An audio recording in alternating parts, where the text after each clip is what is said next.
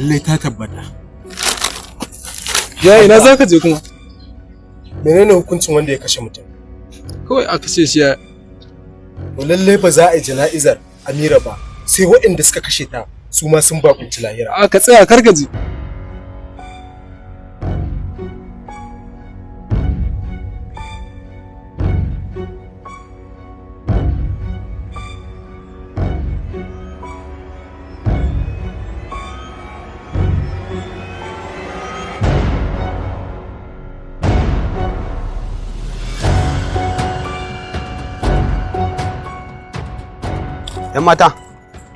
‘Yan mata ji mana.